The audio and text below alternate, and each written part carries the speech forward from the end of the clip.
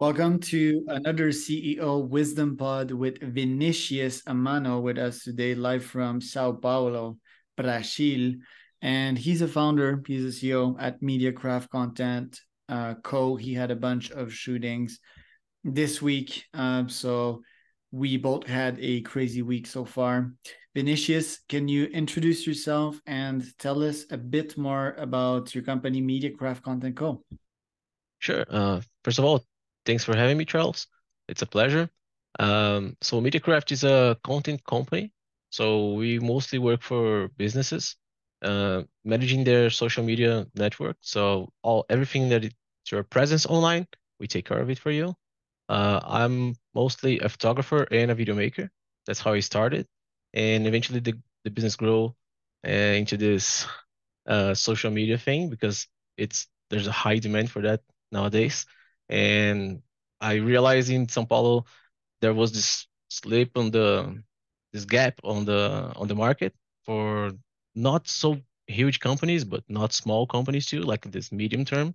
And MediaCraft was fortunate enough to fill that gap. Pretty nice. And yeah, looking at your LinkedIn here, you didn't went straight into entrepreneurship. You had sales role, you had marketing roles. You are also into music. So what really pushed you to start your business? Like, were you fired off your last job, or did you were like, oh, I got inspired by this Brazilian entrepreneur and I want to do something similar? Actually, a little bit of everything you just said. It was interesting. Like, I've all my life I've worked in the corporate space. I had like I said, work in sales, in marketing. I I actually had a good history and experience with a lot of big companies here in Brazil. But meanwhile, all this time I always had like my band. We were called Alpha Juliet, and we actually took it pretty serious. So it lasted like around 12 years, but the last 4 years was pretty serious. Eventually, there's one point it was me and two friends, and they didn't have like steady jobs. One of them was a English teacher, so it was something. Eventually, he had some classes, and the other one was a professional guitar player. He actually played for a band that played on TV here in Brazil. There was this show called Pânico at TV. It was like a silly TV show, but the band there was really great. And me, I was the only one actually working in a company. I was working at General Electric, GE, at the time.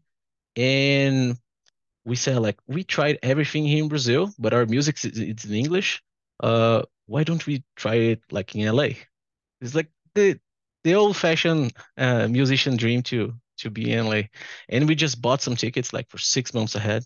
And said let the destiny have an answer for us. Let's see what happens. And a couple of months before that, like 4 months before, I got fired from General Electric. Like it was an even longer story, but I was fired, and we felt like that was like a sign, like we have to try this. And personally, for me, I just had to try because I felt like I was going to be sad, like an old grumpy sad man if I never gave it gave it all, like tried my best. And we were there. We played for like a year. We had like 15 more gigs. Nothing like giant, but I played in some pretty cool places that I've always dreamed of, and and we tried our best. It was like one of the greatest time of my life, with living in like really really small place with my buddies, and we were playing music in the streets and everywhere they let us play, and it was a great time. But eventually, I felt like I had to come back. The band was not going really well. The two guys always fought, so it was complicated. And so I just got back to Brazil, and I was like, okay, now I have to get a job. Now I was living by myself. I have bills to pay. I was at that time 27, and I just said, okay, I'm gonna try to find a job. But I bought a GoPro in LA, and I recorded like thousands of hours of our shows and everything that I had experienced there. And I just said, like, I want to watch this, but how the hell am I gonna watch like 1,000 hours of footage? So I need to learn how to edit. So I just went on YouTube and I started watching editing tutorials. I fired up my Mac and Final Cut and everything, and I fell in love with it. Like the feeling of putting together some stuff and creating a story was like really, really amazing. I remember doing one of our music videos. I just put together a bunch of footage I had. It was so nice. And I said, okay, I know I have to get a job because I have to pay my bills and everything, but I think I'm gonna try this too. And eventually I got lucky. I got in touch with a big, like actually a big producer here in Brazil, and they had a bunch of jobs like they used to go on TV and everything, and it just worked out. So they hired me not as an editor, but to be like a project manager because I had this background in administration, business administration here in Brazil. And but I had to go close to everyone, like the cinematographer and the editors and the producers, and I tried to learn as much as I could from everybody. And it was an amazing year. Eventually, I got fired from that too. The company had some issues, but I just said, okay, I don't want to work in a company anymore. I just want to do something by myself and do it my own way because I felt like I was treated poorly in in this last job. And MediaCraft just started there, like a dream and a camera, an old camera that I stole from my sister, and eventually things worked out. It was a really nice ride.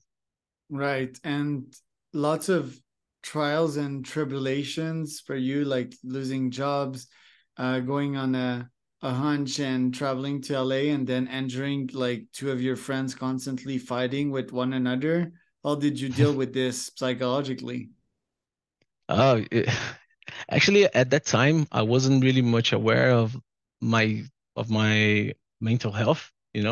I was just like this crazy guy in my 20s, and I wanted to do it all. I just never stopped to think about anything. I was just like, let's do it, let's do it. I was a hustler, and I just felt like I had to be like the center of a lot of stuff. So in the band, I was the most centered guy that I used to mediate like fights and okay, guys, let's talk about it. What are we gonna do about? Even my role in the band was much more like a manager role. I was the bassist also, but I was the one who took upon these tasks of putting everything together, being organized, and talk to promoters and talk to uh, the, the the places that we were going to play. And so I always had this thing about me like managing stuff. And so as I said, like mentally, I just didn't think about anything. I was just doing it. But later in life, life got the best of me, and eventually in the pandemic, I started working out a lot of this stuff, and now actually mental health is like huge in my life. I try to really prioritize like my mental being and my also my physical state, so I can be the best CEO and the best worker I can be. Right. And initially in the startup world must have been hard. What kind of challenges did you face and how did you resolve these? Oh man, so many challenges. Like I tend to tell people about my story, and then I always say like every year I thought I was rich, and in the same year I also thought I was gonna bankrupt because it's so many ups and downs, right? No one like even in business school, no one tells you how to run your own business. Now you have to get in the middle of it and really find out for yourself. So I actually got really bad luck. I ran into a guy that like scammed me. He's the word in Portuguese is I don't know. He literally scammed me. He was like a con artist. He was a coach, and he basically stole 2 months of work from me. We had like this at the time. It was huge for me. It was like a 20K contract per month, and it really broke me. Like it really broke like mentally and financially. It was like really exhausting. And eventually, I always felt in other problems like that you that is actually more normal, not done like this, but normal to the day-to-day business.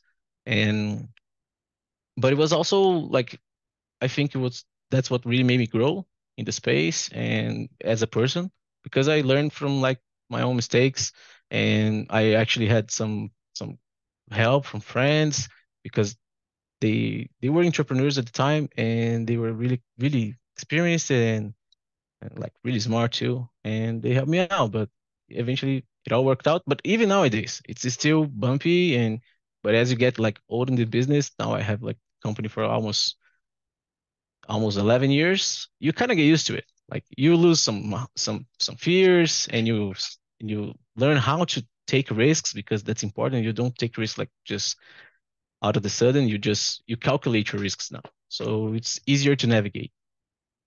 And how do you get out of a scam, like from the financial aspects of it and the psychological aspect? Do you forgive the person? Like, what happens on that level? Not at all. I didn't forgive him.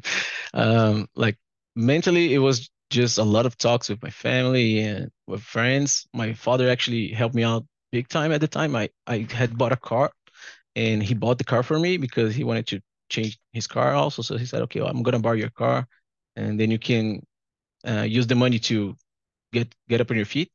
Uh, and that helped me out financially a lot. But one of my good friends is actually a lawyer, and I just said, "Man, this guy's gonna pay," because we found out that he did this to like a lot of people.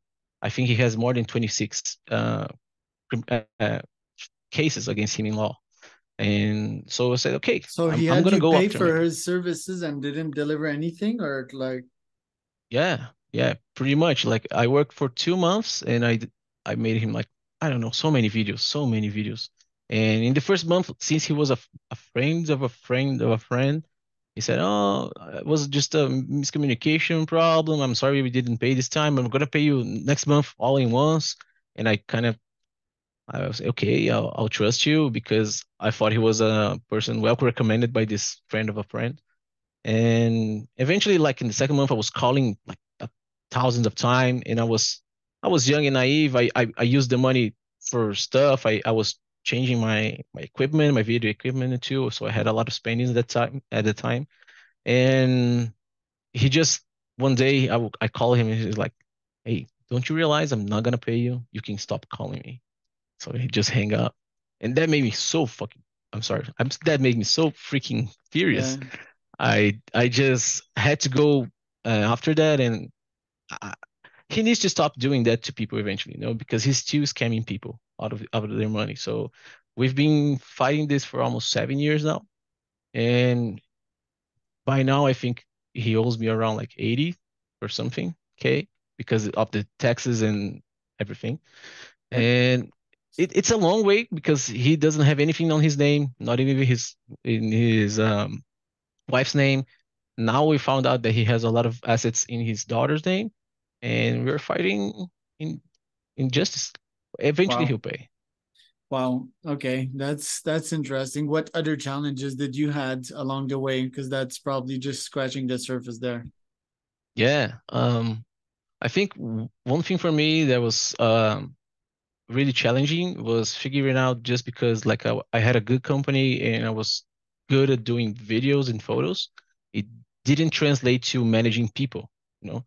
So eventually I had like 11 people in my company, and that was really really stressful, because it one thing is to have to take care of yourself and then day-to-day company. But the other thing is like when people rely on you, and you have to provide for them. Like of course they work for you, they work back for you, but now I felt like responsible for their lives too and their livelihood. And I know that's wrong. You don't have to, you shouldn't look at this way, but emotionally I let it got to me, and that was a challenge. And learn how to change that view to so I could run the business in a better way, and also make a better company so people actually could rely on that.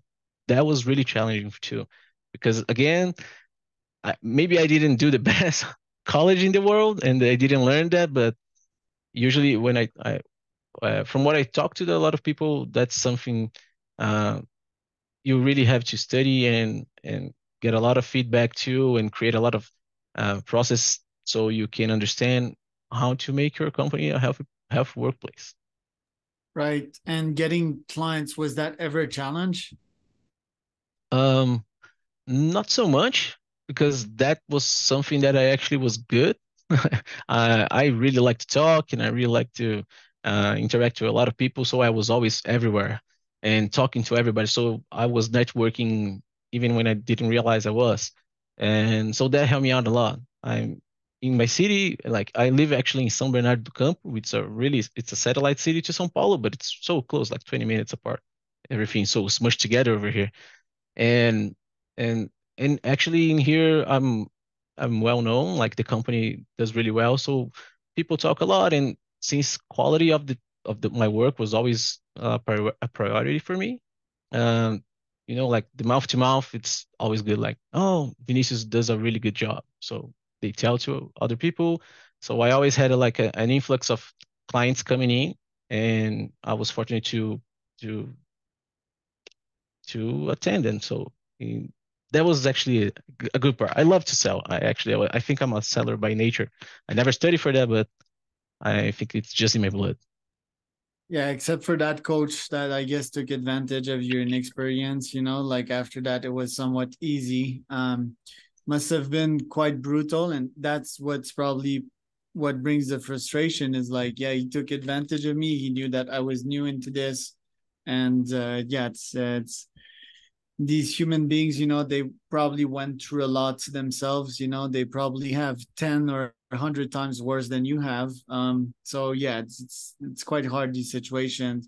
Then I want to talk. Yeah, you're onto. I believe it is Unsplash that I first saw you. So Oh, cool. tell me about like all of your business models here, because you have the agency, you have the photography, you have Unsplash. Tell me about your business models and your system. Cool. So actually, Unsplash was one of the things that really helped me out in the company because I found out about them like really early in the game. Unsplash was a small company at the time, and I just thought it was a great place for photographers to be. So I started uploading a couple of my photos, so access photos from certain jobs that I knew the client wasn't going to use. I just uploaded there. And I also mix with a couple of personal stuff that I just like to do. So I take a lot of abstract photos for my personal personal things, and I eventually upload a lot of stuff. And one day, one of my photos just went viral. They posted on the front page, and it got, I don't know, millions and millions of views and thousands of downloads. And that was really good for me at the time because now actually last year I was nominated for Unsplash of the Year photo in one of their categories, and I actually have a really pretty good following there, and it's pretty cool. Eventually, they even reach out now that they were bought by Getty Images now, I think, and they have this revenue share thing for Unsplash Plus, and I'm one of the contributors for the platform. So you can go there and you can check all the briefings they have. And if you are interested to submit some photos on those categories, they'll buy the photos from you, and so people that use Unsplash Plus can access them. And so one of the means I get some money, it's uploading some photos to Unsplash. I have a good relationship with them. I have some people I talk over there, and it's one of the things I love the most because I feel I get to be creative and express my art in my own way, even under their specifications, which is really cool because I think limitations brings out creativity. And so that's one of my revenue streams. The company on the social media side, it's really steady now, and I have two big clients we take care.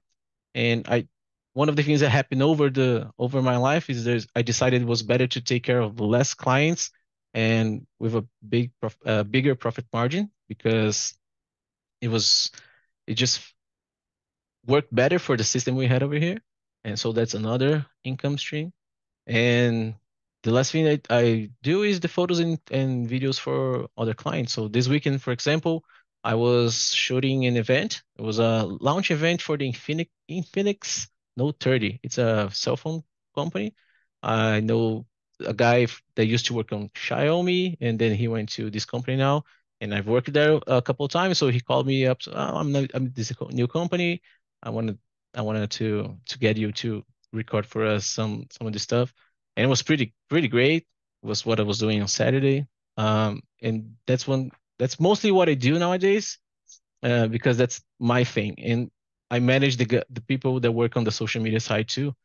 but I'm all over the place because I also like to do podcasts. I have my own podcast over here with a couple of friends, and we have some other projects, um, podcast for children, and we have a short film coming up.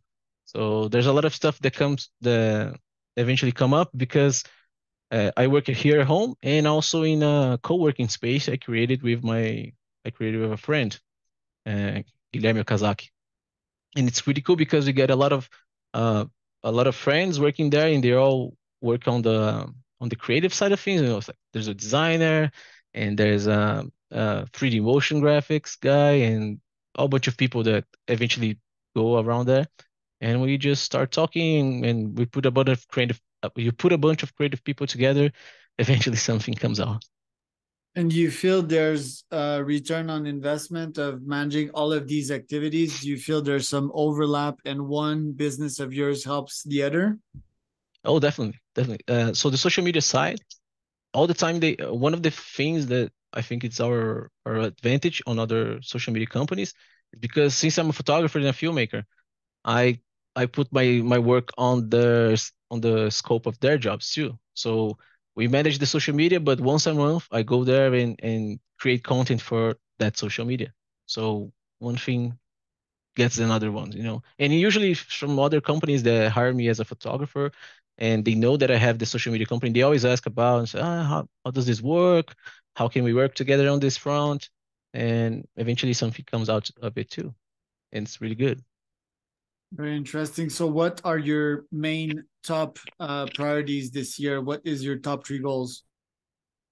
Okay, so now for me, like I said to you when we were talking before, I really want to expand a little bit on the social media business because I think with one or two more clients, I can really like find a sort of a passive income because I don't have to do so much work on those clients, and I get to free my time to work on my personal projects because like the works I do as a photographer and video maker for example in Phoenix or other jobs like that, they're cool and I love to do them, but I really want to focus on my art now because that's why I started. I wanted to create my own movies and my own stuff, and I felt like since the business just went through the roof over my head so fast, I felt like I never gave enough attention to the personal side of the photography and the video making art. And now I think that's my goal for the next year. Where can people find out more about you, Vinny? Cool. So my Unsplash is always the best place to see my work. So unsplash.com dash Vinicius Amano. And on my Instagram, I have to confess I'm a little it's a little outdated, but there's all my links on all my other stuff are over there too. And I'm Charles Cormier, host of founder wisdompodcast.com. That was Vinicius Amano.